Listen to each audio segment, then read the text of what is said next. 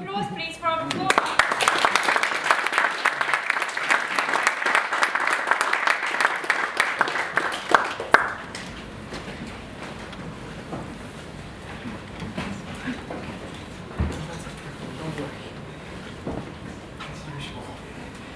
Hello. My name is Albert. Hi, Albert. I am a research scientist in artificial intelligence. Some people have expressed concern about the rate of growth of artificial intelligence. I have to say, I'm concerned as well. I'm worried that it's going to be outpaced by the rate of growth of natural stupidity. There was a lot of this last year, and there might be a lot in the next 4.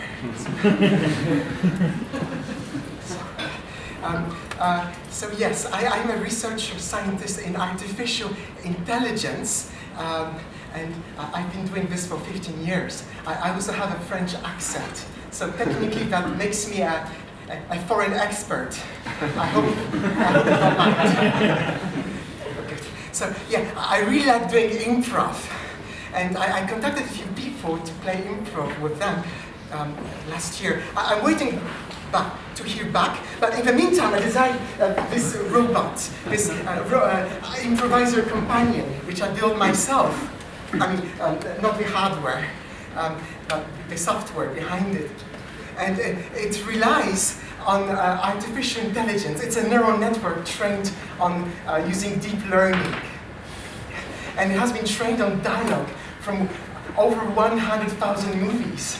Some of them are very deep and profound, like The Decalogue or The Deer Hunter, or a bit different, like Deep Impact or Deep Throat. So there is a different collection of movies. Some don't have much dialogue because it's silent movies. And of course, some of those movies have politically incorrect dialogue. And I place some filters on top of that because I don't want to be perceived as sexist or racist or homophobic. I'm a scientist, not a politician. Good, so I think we can, I will explain a bit later how it works, but we can actually start the improv show. Can you raise your hand if you've already seen an improv show before? 1. Oh, maybe actually half of the audience, good. So for the other half, may I ask you on the count of 3 to shout out your first name? 3, 2, 1, Albert. A.L.Ex. Yes, its name is A.L.Ex.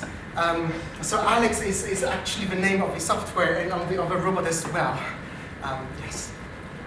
And can I have you on the count of 3 your favorite food? 3, 2, 1. Solid. Thank you. And on the count of 3, your favorite science fiction movie? 3, 2, 1. Star Wars Episode 8. I have some data. So good. So maybe now we can start with the first improvisation. And let me just activate the microphone and make sure it works. I've had cases before when it didn't work and it was inconvenient for a show. But it seems to be working. Good. Perfect. So maybe can I ask you for a location where you think the next Star Wars movie should be shot? The Deep South. The Deep South. Thank you. You're good, Alex? Good. Start improvising.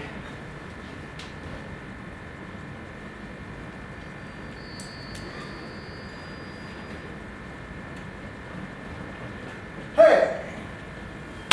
Welcome, stranger! I see you're looking at me. You're wearing some guns on you, aren't you? You have a deep look in your eyes. What I want is for you to be a big fan of yours. Oh, you want me to be a fan of me? Yeah, don't worry about that. I am already filled with lots of self-esteem. How about you? Stranger? You have lots of guts to show up at this place at this time of the day. There's something in you that you're hiding. It's just as well that you know too much. How you look in a letter, you see. I know too much. That's the first time I hear that from a stranger coming from a city. They tend to think they know more than me. I know a lot about I'm life. feeding your mother to your school.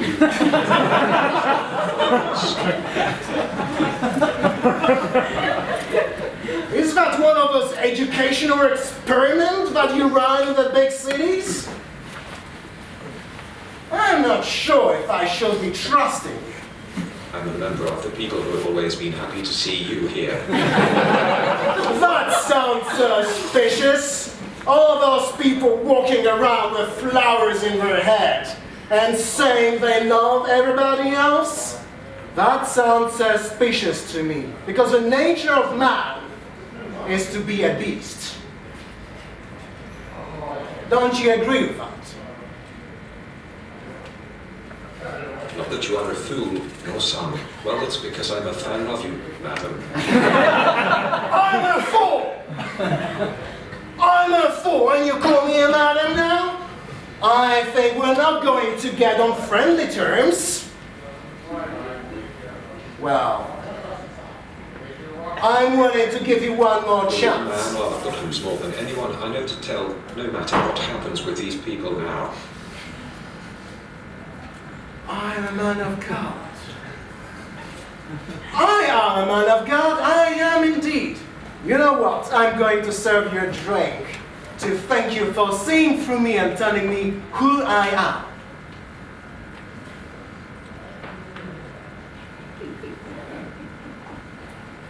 You know, I'm sure looking for a television formula to myself. Yeah. Thank you very much. So perhaps we can do one more improv, and this time can you give me a suggestion of a place where you would like to take your first date, if you had one? Deep space. Deep space and Tatooine. I'm sorry? Tatooine. Tatooine and deep space. Okay, perfect. Thank you. Start improvising.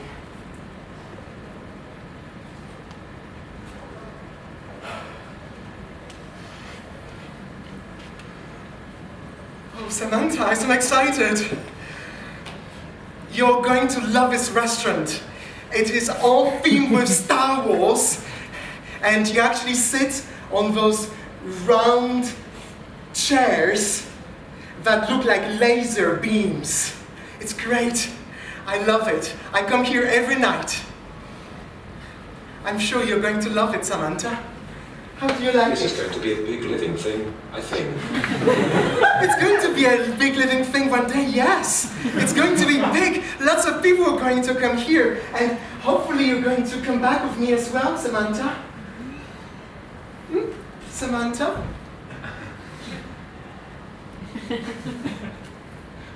Would you like me to order something for you? They have those delicious I don't want to burgers. go, but I'm married to my father.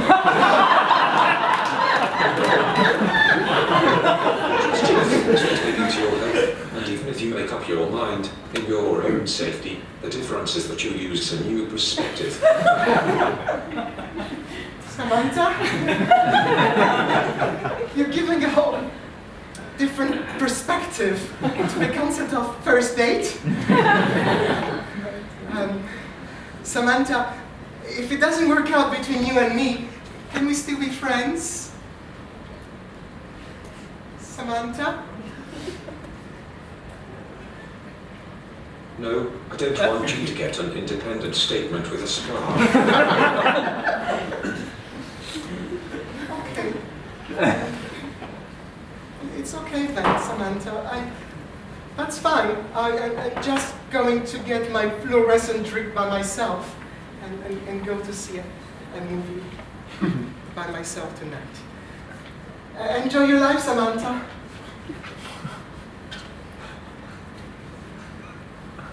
And scene.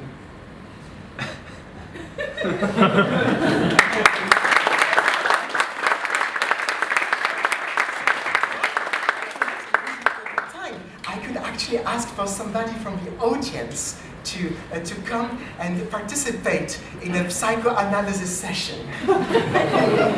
Don't worry. So I personally been using improv as a cheaper way of doing psychoanalysis of myself. And you can try it too. It won't harm. As you've seen, even if it's a sort of embodied intelligence, it doesn't move very far. So it's okay. Can I have a volunteer? Yes, you're ready. That's perfect. Thank you. So we'll just get you a chair. Okay. I can get this chair for you. This way it will really look like a psychoanalysis session. Okay. Perfect. And then I'm going to prepare for you a microphone. Okay. So I'm going to give you mine. And at this point, we're going to say goodbye to A.L.Ex. Goodbye, A.L.Ex. Bye. And we are going to replace A.L.Ex with Eliza. Good. So this is your microphone. Okay. You can hold it. Perfect. Good. And I'm going to switch to the improv mode. I don't think I need to remove the microphone now. I'm doing it later. Good. So you're going to see the psychoanalyst, Dr. Eliza. And you're going to introduce yourself to the doctor. So we're going to start.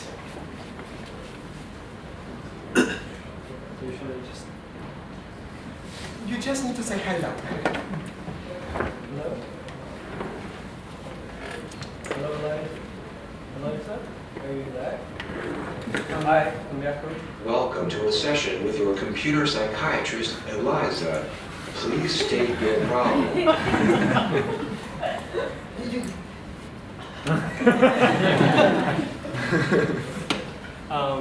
I feel that sometimes I have a hard time opening up to people, and even though I try, I think I have a hard time letting them in.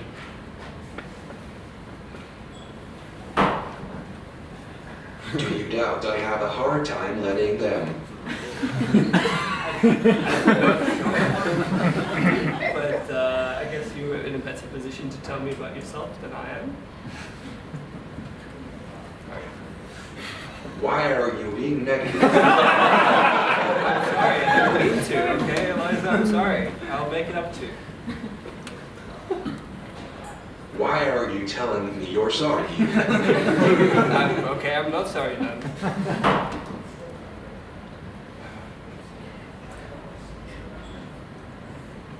Why are you apologizing? Eliza, I don't think this is a constructive conversation.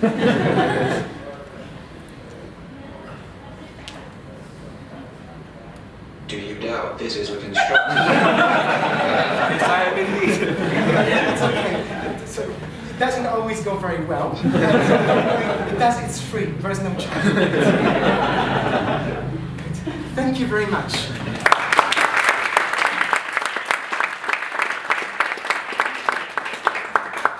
So, thank you very much as well. And we can maybe do that and switch screen. And well, I can revert to a more normal voice. So, may I ask how much time do I have left? Now that How much time? 20 or 30 minutes. Okay. Okay, good. So, my real name is Piotr Miłowski, and I actually am a researcher in AI.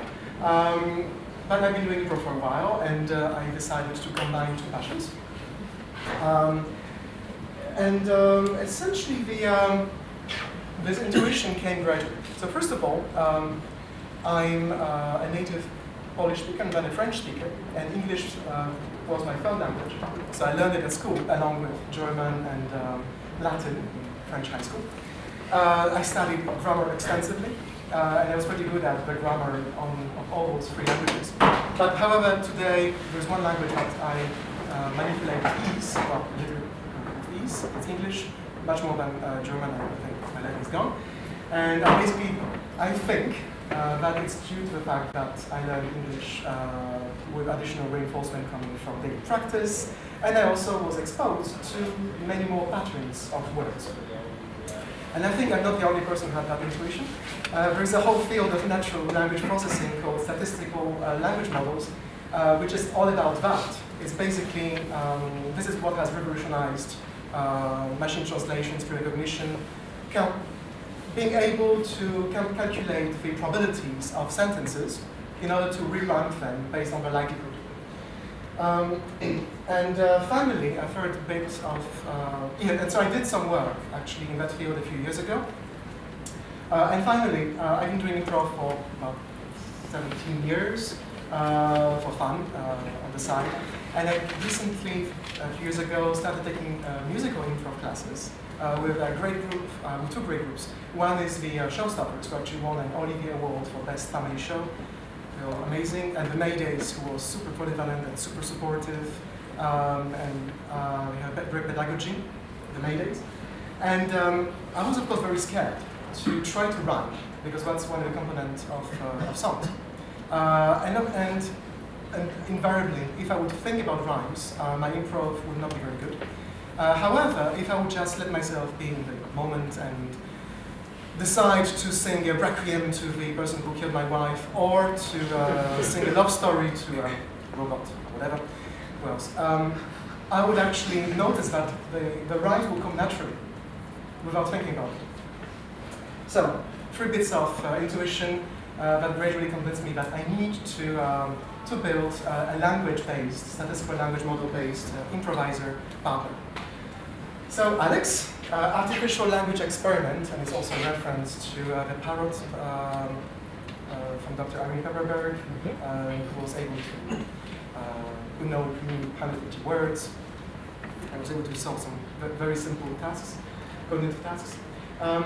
So yes, A.L.Ex is a bit like a parrot, actually. So at its heart, it's a recurrent neural network that generates text. As a side note, this is the logo of your machine. Normally, if you see somebody presenting you a talk in machine learning with a brain, it's time to leave.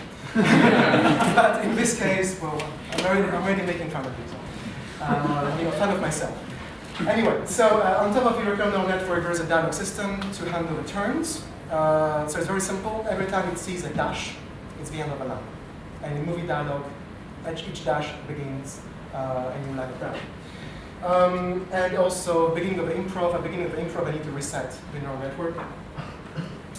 Speech recognition coming out of the box on the Mac. And text-to-speech, though there is a variety of voices. I use about 15 voices, but I wasn't able to trigger Samantha, I guess because it didn't recognize the word Samantha. Too bad. So then user interface, I noticed that just a pure speech recognition-based interface doesn't always work.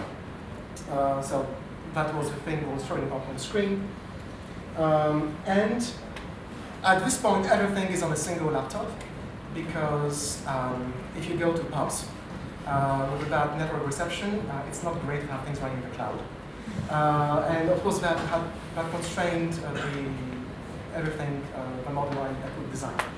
But I added on top of that a server so that I can plug additional components running on different machines. So sometimes I use an additional laptop to visualize or to send commands. And I also may have a physical avatar, this one, as a stage partner. And that's something that appeared recently. So, some questions I was asked after improv shows. Was A.L.Ex trained on movie lines? Yes, it was. It was actually trained on open subtitles, which is a great data set for machine translation. Well, it's made available for machine translation from 100,000 movies, from basically the captions of silent movies down up to today. It's almost 1 billion words. And that data set started to be used in dialog systems, I think starting with a paper by A.L.Ex 2 years ago. It was a neuroconversational model. So, of course, when I read that paper, I also realized that, well, improv actors do work on scripts. So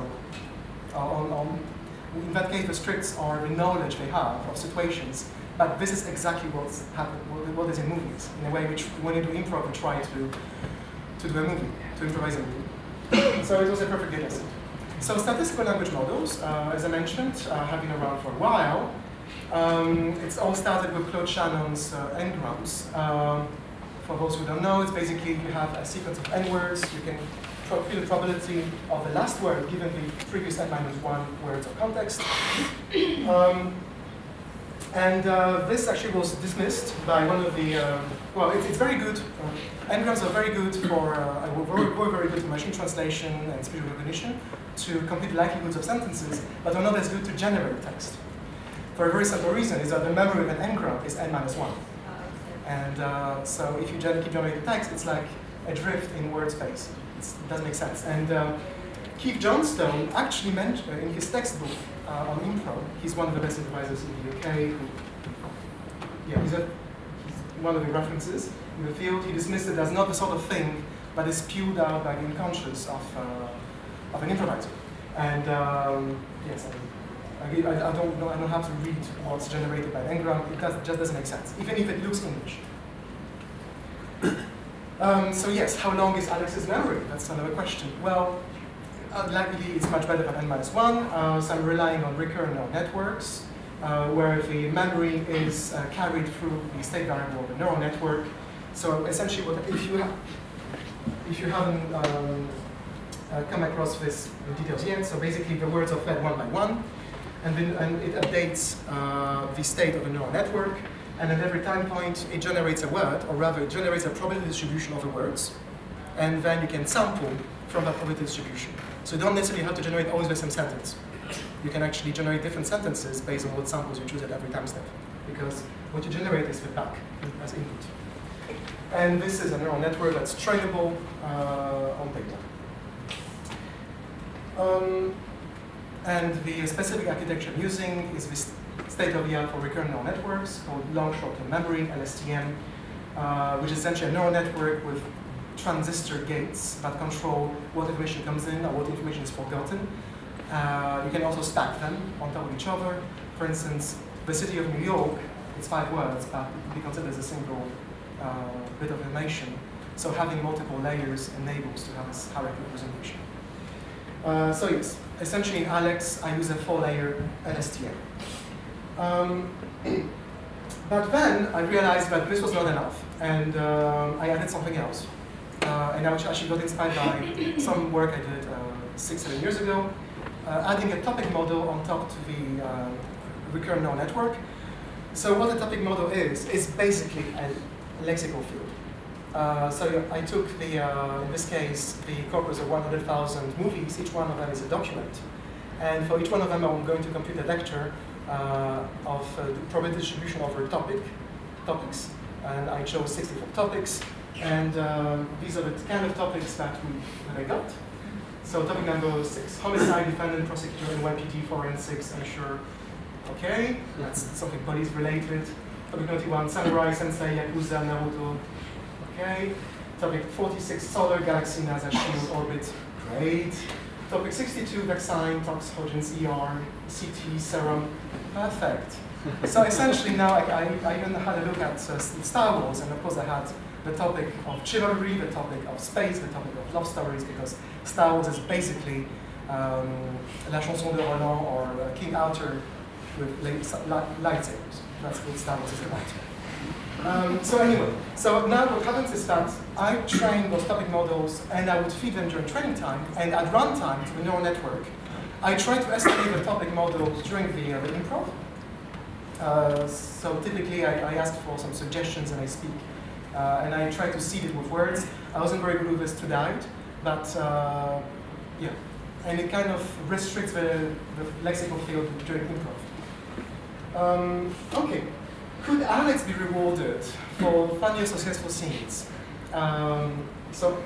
Essentially, could I train A.L.Ex in a different way than just train it to predict word by word to generate text? Yes, so now I'm just doing supervised training. A theoretically I could. There is this whole field called reinforcement learning that has been very recently applied to dialogue generation. And initially I dismissed that idea because I thought, okay, what's the good reward function? A matter of laughs? That would lead to very suboptimal solutions with just cheap humor. That's not what we want.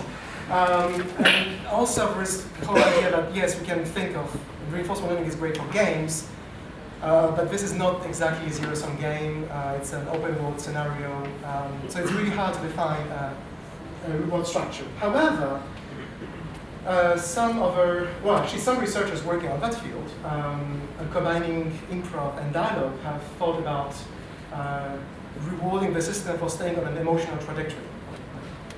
It's a great idea, have to implement it somehow.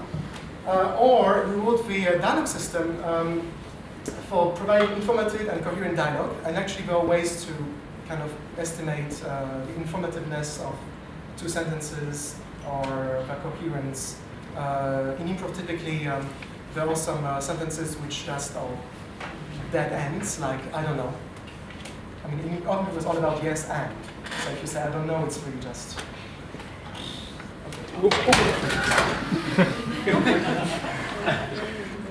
Sorry. So yeah, so that's the effect of I don't know on improv.